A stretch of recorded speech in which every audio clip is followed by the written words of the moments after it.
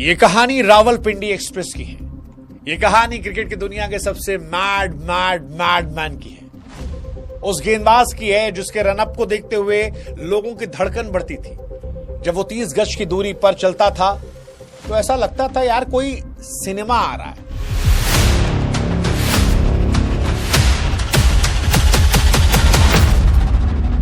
कोई कट नहीं, कोई स्लो मोशन नहीं।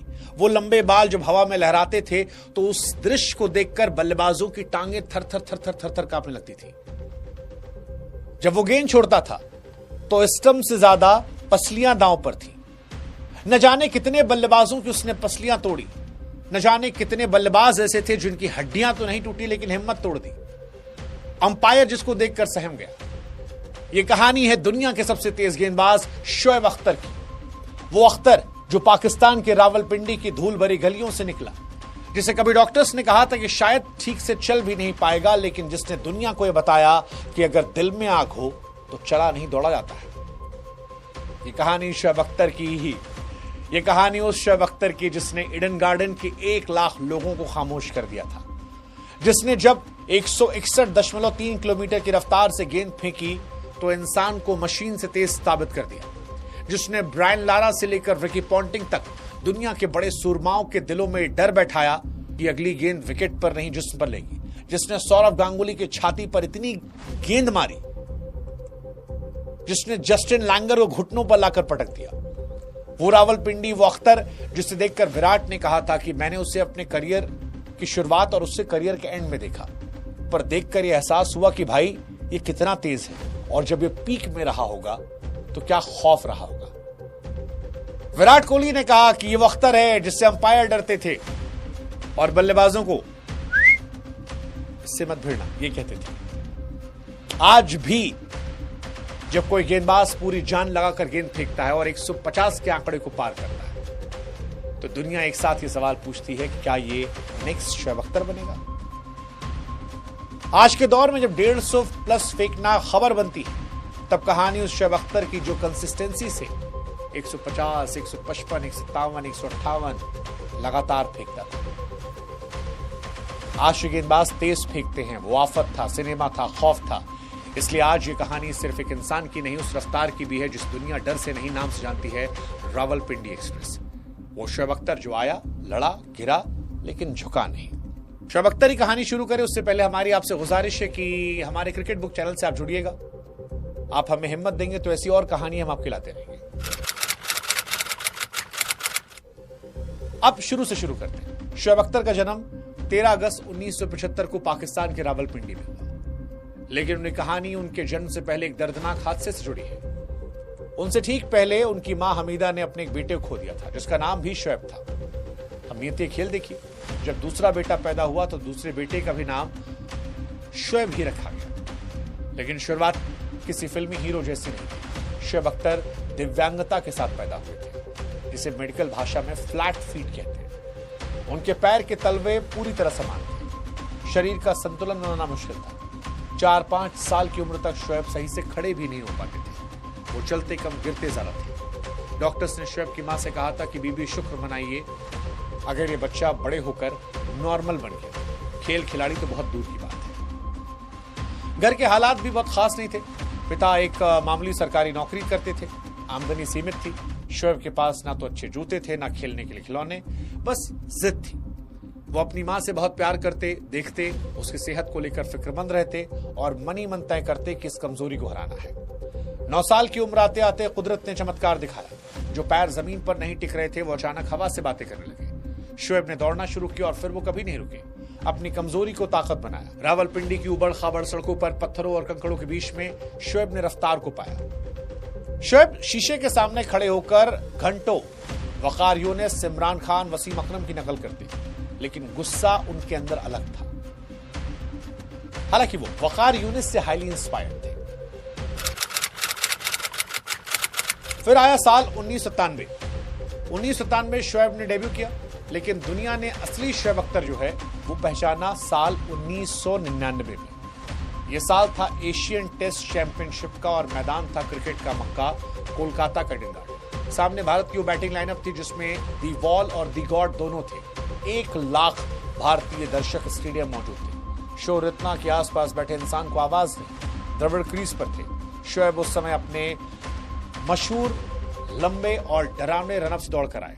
गेंद हाथ से छूटी, लेजर बीम की तरह निकली और इससे पहले कि दीवार का बल्ला सामने आता, दीवार दरक गई थी। राहुल द्रविड़ क्लीन बोल्ड में थे।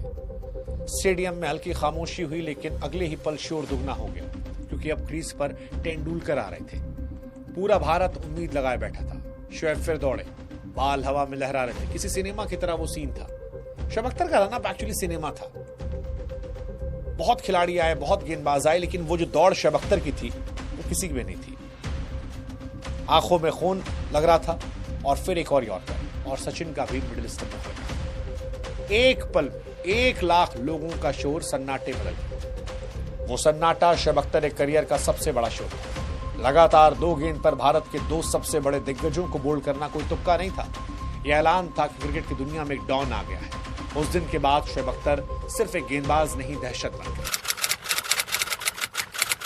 हालांकि शोएब अख्तर की जिंदगी का सबसे बड़ा लम्हा आया था साल 2003 में। वर्ल्ड कप चल रहा था केप टाउन में। क्रिकेट पंडित और वैज्ञानिक कहते हैं कि इंसान के कंधे और शरीर की बनावट ऐसी नहीं है कि वो 100 मील प्रति घंटा की रफ्तार से गेंद फेंक सके। ये बायोमैकेनिक्स के खिलाफ है। लेकिन शोएब को नियमों की परवाह कहां थी। 22 फरवरी 2003 को इंग्लैंड के खिलाफ शोएब अख्तर का पागलपन 7वें आसमान पर था। वो पहले ही 158-159 की रफ्तार छू चुके थे। फिर वो दौड़ कर आए और वो गेंद फेंकी जिसने इतिहास बदल दिया। सामने बल्लेबाज थे निक नाइट। बॉल गई 161.3 किलोमीटर प्रति आवर, 100.2 माइल पर आवर।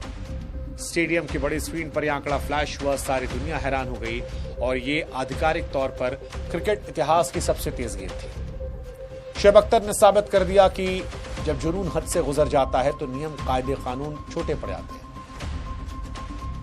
और आज भी इससे तेज गेंद जो है वो क्रिकेट की दुनिया में नहीं खेली गई है। शोएब अख्तर का खौफ सिर्फ रफ्तार का नहीं था, उनकी पर्सनालिटी का था। और मेरा फेवरेट जो शोएब अख्तर का मूवमेंट है वो है जस्टिन लैंगर के साथ। जस्टिन लैंगर दुनिया के क्रिकेट में सख्त जान वाले खिलाड़ियों में थे। टफ गाय, बॉक्सर की तरह, जो बॉल खाने के बाद मुस्कुराते थे, डराते थे सामने। लेकिन शोएब अख्तर ने उनके साथ भी खेल किया। बड़ा इंटरेस्टिंग मैच था वो। शोएब अख्तर गेंद फेंकते हैं, लैंगर शॉट मारते हैं, बॉल पकड़ जाती है। अख्तर सामने आते हैं, आंखों में घूरते हैं, कुछ कहते हैं, लैंगर जवाब दे देते हैं। शोएब अख्तर जाते हैं, अगली गेंद बाउंसर, पुल करने की कोशिश, लेकिन बॉल इतनी तेज लगती है कि ठक से आवाज आती है। आर्म गार्ड लैंगर पहनते नहीं थे। शोएब अख्तर फिर सामने आते हैं, मुस्कुराते हैं। लैंगर उस टाइम तो रिएक्ट नहीं करते हैं, लेकिन फिर वो दर्द उनको महसूस होता है। हेलमेट निकालते हैं, गिरते पड़ते हैं। फिर शोएब अख्तर रनअप पे आते हैं और फिर ऐसे से इशारा करते हैं, मानो डराने की कोशिश थी।